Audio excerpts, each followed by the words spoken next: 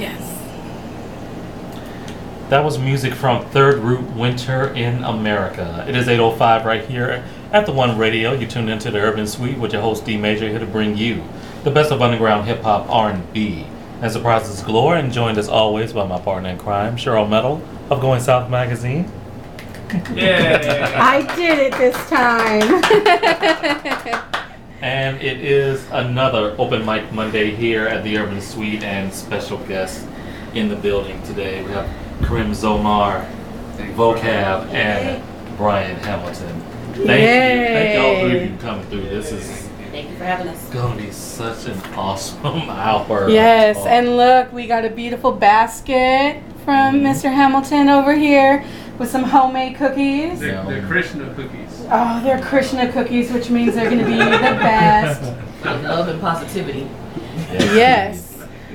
So, basic question I asked each of my guests: what got you into hip hop? Whoever wants to start with that question. Well, my daddy's a DJ, and growing up in the 80s, he was more into progressive jazz and contemporary jazz, your Hiroshima, your Kenny G. Some people don't consider Kenny G, God bless him, jazz. But we grew up in the house with vinyls, and I remember being little and him having Salt and Pepper's album, the hair, Salt and Pepper's here, shit, you know, stuff like that. And so I grew up in a house with vinyls. Every day there was speakers in every room, so every Saturday morning we woke up to my daddy creating mixes in the house. Nice. And I mean, growing up in that type of environment, you can't help but fall in love with music. And I just remember being a little kid watching BET and watching, you know, Big Les and Joe Claire and all these people that I love, you know, like, and I got to meet Big Les, and so she was really cool. She like danced for us and talked to me and my sister. It was so wonderful. So Wow. I've loved hip hop since I was a little kid. And okay, I'm gonna be quiet. Next person. Go ahead, Brian. Okay, well, first of all, my English is kind of slow, so I hope everybody gets the message or the things that I'm gonna say. When I started rapping, it was in 2004, and my first influences on my life, it was my family, the people that I was that it was working with me at school and all that kind of stuff. So yeah, basically I get in love with the hip hop culture because there's a lot of things that involve the four elements that helps for life, and that's why I'm here. That's why I'm working on the hip hop, and yeah. Awesome. And for you, Brian?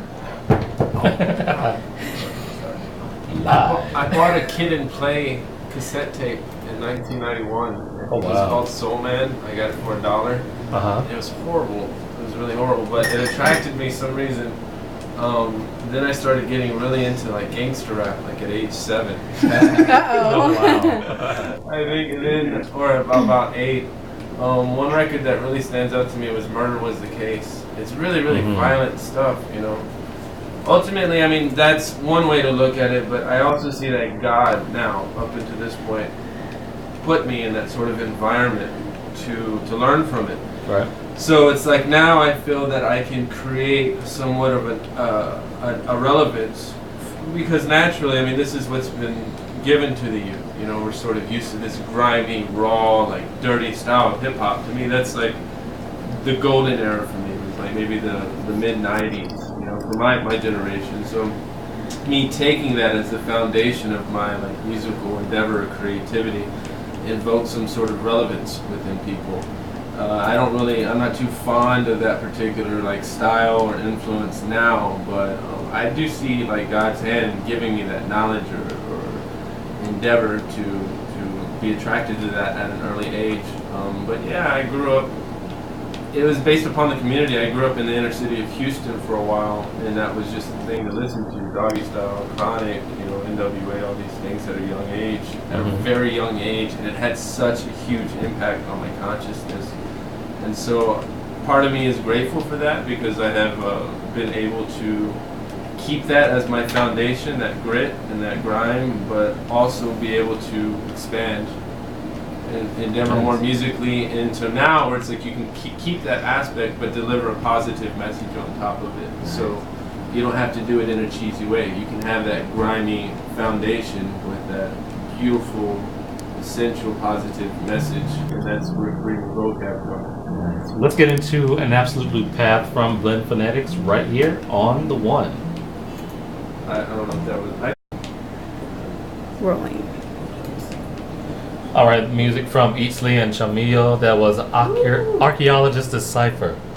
Good Yes. album. That's a good album, by the way. What's up, Shouts out to Eatsley. Shouts out to the Max.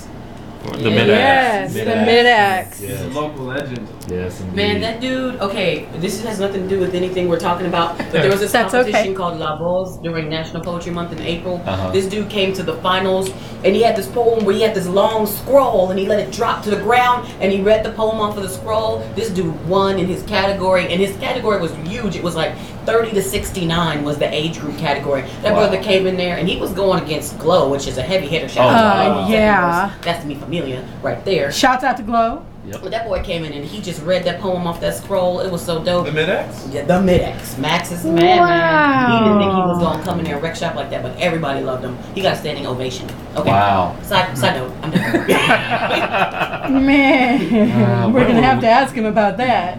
Yeah, most definitely.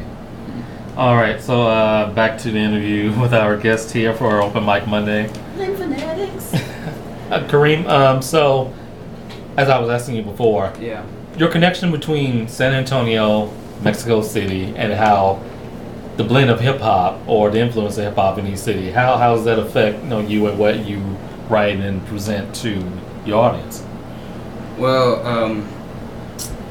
I've been here for since 2008, and I was working on an album in Mexico City, and I finished the album here in San Antonio, and then I met Eatsley. Yes. So he introduced me to Bryan Hamilton, and it was a good connection because Bryan all the time is talking about consciousness and my lyrics too. So it doesn't affect, but it was a good benefit on my life too.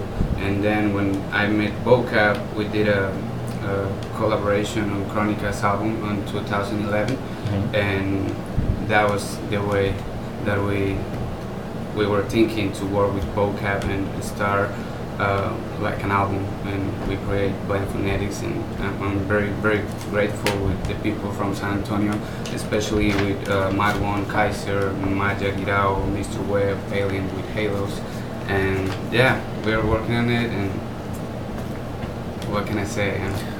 Awesome. Thank you for having us, man. Oh, I know. Thank you coming for in. making this music. Yes, indeed. Now, VOCAB, I say you're a legend here in San Antonio. Thank you. Wow. That's I'll second I would that. say that. I mean, awesome vocalist, MC, supreme, Beautiful person. poetry. big heart. I mean, you do it all. I mean, are you still kind of riding high off of the first two releases that you I presented to the mean, people? I know that I'm ready to do another album. It was funny because sometimes in life I used to really beat myself up because when I was much younger in my 20s, I was like every day I was writing something new, always churning out new stuff. And then the past few years, my life, it's been harder. Like my process is different, and I think as artists, you have to know that your process may change as you live. And at first, it's very hard to accept that your process may change. And so I was beating myself up, but I knew that sometimes you have to live a little and let life happen to you so you can have something to talk about. And you need to gain wisdom from the experience of living in order to put something out there. I'm ready to put out some new music. And it can be hard because sometimes when I get a beat, I'm like, am I supposed to sing? Am I supposed to rap? Am I supposed to do a poem? I don't really know right now. But I try to listen to really what's happening on the track itself and let it speak to me. And so I'm ready to do my next album, I know, but I'm like, okay, God, you'll bring everything to me and it'll fall in line. So yes, I don't know. I don't know how to answer that, but I guess I'm still writing the album. I'll do Sound So Sweet stuff whenever. Just like to collab with people, really. Awesome. Now, Bryan, what can I say, man? I mean, you work and with so much great talent in this city. I mean, VOCAB, Kareem, Aliens with Halos. your own projects that you put out. I mean, what motivates you to just keep striving to put out great material? You used to, it was just creativity. It was just sort of like an obsessive thing, just a challenge. But now I took it away for 2 years. I didn't feel like doing it anymore. I realized that it's important that we've been given whatever talent you've been given or whatever facility you have to express yourself in any way, to do it with as much attention and care, not only for yourself but others. It's important to reach out with people with anything you've learned or with any little bit of love that you can, So the music is something just like breathing or drinking or eating or anything else, but I'm trying to use this as a tool or as a stepping stone to actually bring people together and, not only express ourselves but inspire one another to make more conscious decisions for the community, spiritually, whatever an endeavor that one may have. It's good to always put your heart into it. And ultimately, like, where does inspiration come from? Where does creativity come from? What is the essence of these things?